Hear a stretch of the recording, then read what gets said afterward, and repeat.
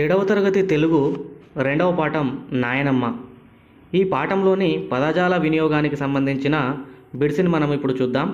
ఈ బిడ్స్ మనకు TET DSC వాళ్ళకు కూడా ఉపయోగపడతాయి, గమనించగలరు. ముందుగా మొదటి బిట్ ఇక్కడ చూసినట్లయితే మనము క్రింది పదాలకు అర్థాలు పట్టికలో వెతికి రాయండి అన్నారు. ఇక్కడ అంధులు అంటే గుడ్డివారు అని అర్థం. ఇక్కడ చూడండి, అంధులు అంటే గుడ్డివారు. నెక్స్ట్ ద్వేషం అంటే పగ, ద్వేషం అనగా పగ. జ్ఞాపకం అంటే గుర్తు, జ్ఞాపకం గుర్తు.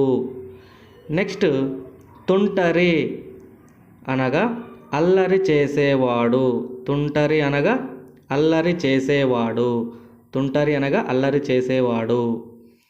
జపమాల జపం చేసుకునే మాల, జపమాల జపం చేసుకునే మాల. ఆతృత అనగా తొందరపడు, ఆతృత అనగా తొందరపడు. ఇక్కడున్న పదాలు వాటికి అర్థాలు ఇవి. ఓకేనా మిత్రులారా? నెక్స్ట్ సెకండ్ బిట్ చూడండి. పాఠాన్ని చదవండి, పట్టికలో సూచించిన పదాలను వెతికి రాయండి అన్నారు. చూడండి మిత్రులారా, ఆటకు సంబంధించినవి నేను ఇక్కడ లెఫ్ట్ సైడ్ రాస్తాను, ఇక్కడ గమనించండి. ఆటకు సంబంధించిన పదాలు మనకు చిర్రగోనే రాసుకోవచ్చు మీరు, చిర్రగోనే. నెక్స్ట్ దాగుడు మూతలు, దాగుడు మూతలు. ఇవన్నీ ఆటకు సంబంధించినవి రాస్తున్నాను, గమనించగలరు. దాగుడు మూతలు. నెక్స్ట్ కబడ్డీ. ఇవన్నీ కూడా ఆటకు సంబంధించినటువంటి పదాలు. కబడ్డీ, చిర్రగోనే, దాగుడు మూతలు, కబడ్డీ. ఓకే. నెక్స్ట్ ఆసుపత్రికి సంబంధించిన పదాలు చూద్దాం. దవాఖానా, దవాఖానా. నెక్స్ట్ మందు. నెక్స్ట్ గోళీలు, గోళీలు. నెక్స్ట్ పరీక్ష. ఓకే, పరీక్ష. చూడండి ఒకసారి, పరీక్ష. Next x ray, x ray. Next operation, operation. Okay, ఇవి. నెక్స్ట్ కుటుంబ పదాలు అన్నారు. కుటుంబ పదాలు, కుటుంబంలో ఎవరెవరు ఉన్నారు ఆ పాఠంలో మనకు తెలుసు. నాయనమ్మ, నాయనమ్మ. నెక్స్ట్ తమ్ముడు. నెక్స్ట్ చెల్లెలు, తమ్ముడు, చెల్లెలు. నెక్స్ట్ అమ్మ. తర్వాత నాన్న. ఈ పదాలన్నీ మీరు వరుసగా రాసుకోవాలి. నాన్న. చుట్టాలు. ఓకే, చుట్టాలు. ఈ విధమైనటువంటి కుటుంబ పదాలు.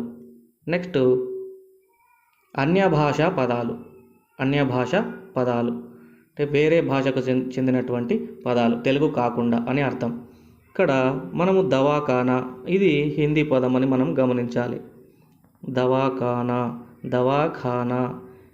Next x ray, x ray, x ray. Next operation, operation, operation. Doctor, doctor అనేవి ఈ పదాలు అన్య భాష పదాలు. ఓకేనా? నెక్స్ట్ బిట్కి వెళ్ళిపోదాం. భాషను గురించి తెలుసుకుందాం అన్నారు, గమనించండి.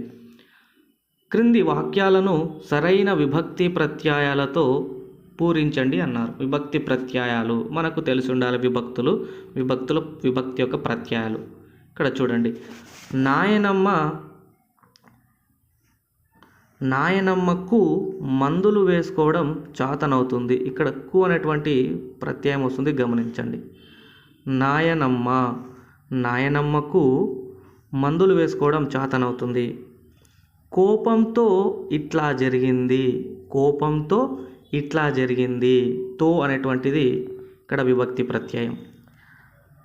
నెక్స్ట్ శేఖర్ కొరకు రవి ఎదురు చూశాడు.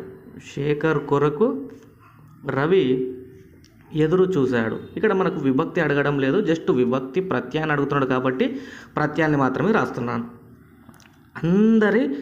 అందరితో కలిసి ఆడుకో, అందరితో కలిసి ఆడుకో.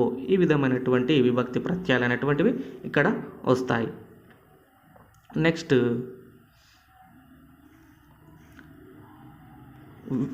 క్రింది వాక్యాల్లో క్రియలు గుర్తించి పక్కనే రాయండి అన్నాడు. క్రియలు అంటే పనిని గురించి తెలియజేసే పదాలు.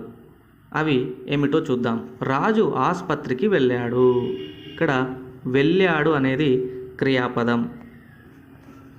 శ్రావ్య పుస్తకం చదివి నిద్రపోయింది. నిద్రపోయింది అనేది క్రియాపదం.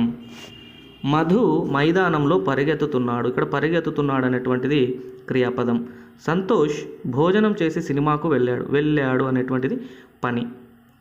చూడండి, ఇక్కడ పై వాక్యాల్లో 2 క్రియలున్న వాక్యాలు ఏవి?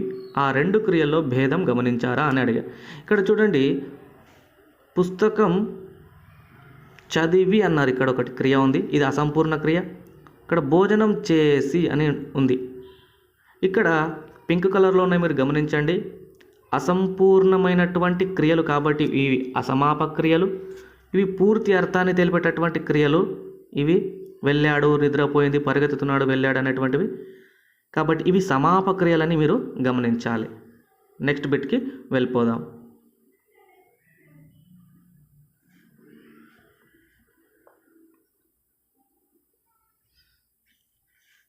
ఇక్కడ చూడండి, చెంబుతో నీళ్లు ముంచుకొని తాగుతుంది. ఇక్కడ ముంచుకొని అనేది అసమాపక క్రియ, తాగుతుంది అనేది సమాపక క్రియ, ఎందుకంటే పూర్తి అర్థాన్ని ఇస్తుంది ఇక్కడ.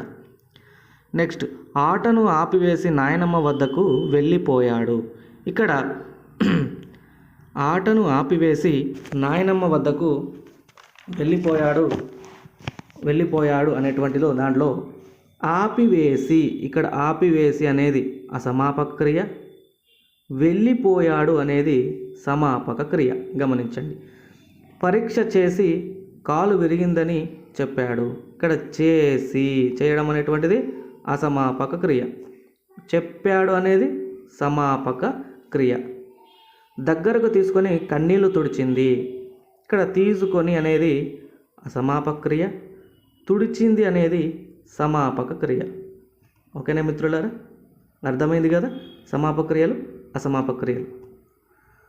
ఓకే మిత్రులారా, ఈ వీడియో ఈ నాయనమ్మకు సంబంధించిన ప్రశ్న జవాబులు కావాలనుకుంటే మీరు కామెంట్ చేయండి. తప్పకుండా నేను ఒక లింక్ను మీకు ఉంచుతాను ప్రశ్న జవాబులకు సంబంధించింది. ఈ వీడియో టెట్ డిఎస్సికి ప్రిపేర్ అయ్యేటటువంటి వాళ్ళకు కూడా చాలా బాగా ఉపయోగపడుతుంది. ఈ వీడియో మీకు నచ్చితే తప్పకుండా లైక్ చేయండి, షేర్ చేయండి, ఛానల్ను సబ్స్క్రైబ్ చేసుకోండి. ధన్యవాదాలు.